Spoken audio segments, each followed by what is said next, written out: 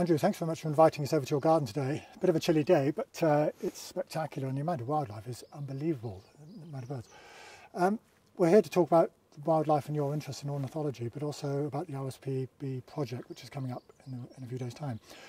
When did you first start getting interested in bird watching? Oh crikey, I was probably about 5, I think, and did exactly what I'm doing now, but in a slightly lower key way. Right. I remember using Swoop, you probably remember that, Chris, the old bird feed, yes. Putting it out in my garden and making lists of birds when I was, really only that high. Yes, excellent. So it's a long time. And now you are involved in bird watching and all sorts of... Well, I'm lucky enough to, I'm a professional ecologist, and although I'm not a professional ornithologist, it's a little bit of a hobby in the garden, and obviously with a wildlife photography interest as well, it's absolutely ideal. Absolutely. And within your garden you've created some fantastic habitat, especially with that pond and all the bird feeders. Yeah. And we've been here for an hour or so, and the number of birds is huge. But you mentioned about the number of actual species hasn't been as large this year. It's been lower this year. I mean, I've been doing this here for a couple of years, and last year the number of species was definitely higher, Chris. I think last year's wet weather had a bad effect on most aspects of garden ecology, but in particular birds. It's really affected the breeding of a number of species, and the number of species is definitely down this year. And it was the bad weather, as in the excessive drought and then the excessive rain and the whole combination of... I think a combination of factors, because obviously it affected food availability for certain species. Yes. But some species, such as greenfinch, have been affected by disease. So there've been a whole range of factors really underpinning why there've been this change year on year. And that leads on to why the importance of the RSPB Big Garden Bird Watch is so that people get an idea of numbers involved. Yeah, the RSPB have been running a number of monitoring projects, citizen science if you like, for a number of years now, and the Big Garden Bird Watch is an opportunity to bring the public into helping them to monitor bird populations nationally. And it also emphasises the need that we gardeners need to create habitat. It doesn't matter what size of garden we have, whether it's like yours set amongst beautiful countryside or in the middle of a city.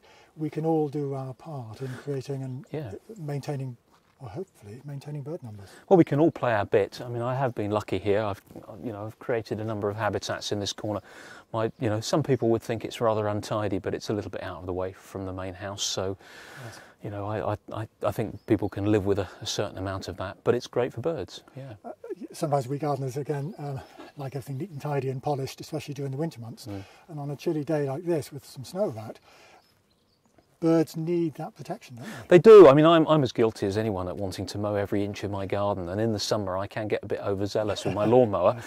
Having said that, now I've got my photography bits and pieces in place. I'm going to have to leave it really, and I've committed to feeding these things now on a regular basis, so it's probably going to stay somewhat untidy like this in this corner. And how important is continuity of feeding? Oh, extremely, especially at this time of year, Chris, because obviously there's not a lot of insect food around. I mean, I've noticed that the number of birds coming to the feeders has increased since we've started to have this cold snap.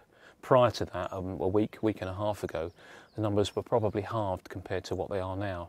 So whilst we get this cold weather, it's really important to continue the feeding. And the cold weather out in the big wide world, of course, is diminishing the amount of availability of food naturally, especially insects. Yeah, and of course with snow on the ground, it's extremely difficult for birds to forage to find seeds and small invertebrates that might be under the soil surface. Yes. And of course it freezes the ground if you get a prolonged cold spell. And birds can't physically get to those insects. Yes. Yeah. And the importance of water at this time of year. Yes, it is cold this morning. I mean, I broke the ice on my pond this morning. It's already frozen back over, so it's several degrees below. But if you put water out alongside your food, yes, it can increase the number of birds coming down to the garden, because the birds still need to drink. And that's a very important part, isn't it? Again, there's continuity of food and water. Very much so. Excellent. Can we have another look round? Of course you can, yes, of course. Excellent. What have we got down here? More untidiness, Chris. More bird habitat. More bird habitat, absolutely. Yes. Wow, look at this. Fantastic. Well, Andrew, I received in the post the other day, having logged on to the RSPB website, the information for the Big Garden Bird Watch. I see you've got a copy there as well. I have.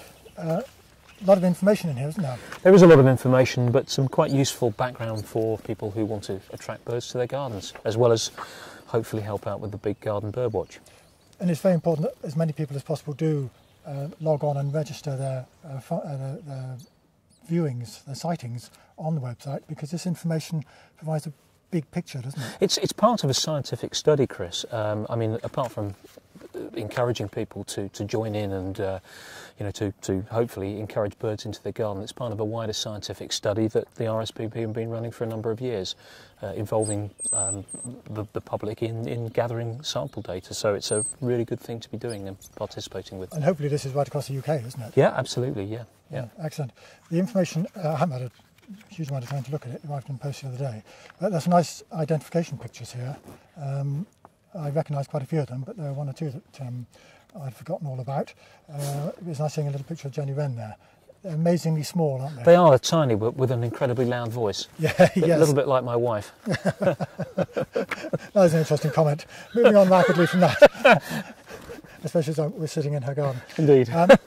One of the objectives of the Big Garden Bird Watch, being a gardener, I keep saying big birds as opposed to big gardens. Yes. But it's a big garden bird watch for all shapes Correct. and sizes of birds. It's a big survey. It's a big survey, right. absolutely. Let me clarify that point.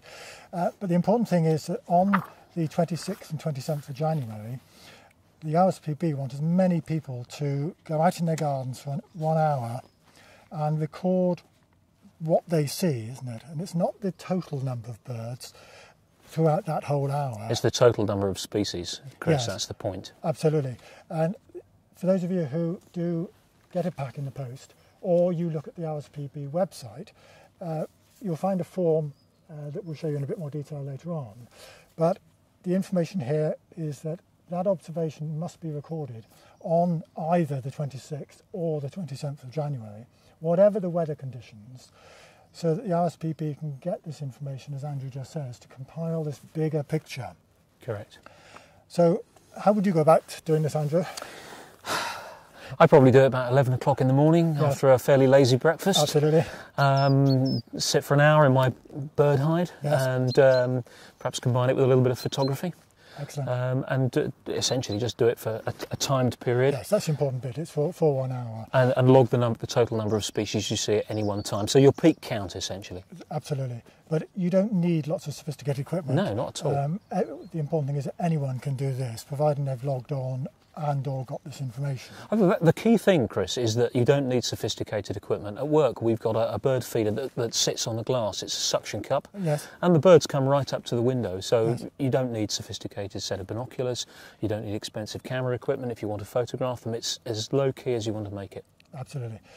So once the form's filled in, it goes in the envelope which has been provided, or you can put the results direct onto the RSPB website, and the RSPB will do the rest. I think this is going to be a brilliant day or a couple of days. I'm certainly going to be doing it in my garden. Hopefully the weather will stay good. And absolutely, and if it is pouring with rain or frozen solid, it's still important that this survey is carried out, isn't it? Absolutely. No, it's whatever the weather, it's important to allocate that hour if you're interested in getting involved with the survey. Yeah, Definitely. excellent.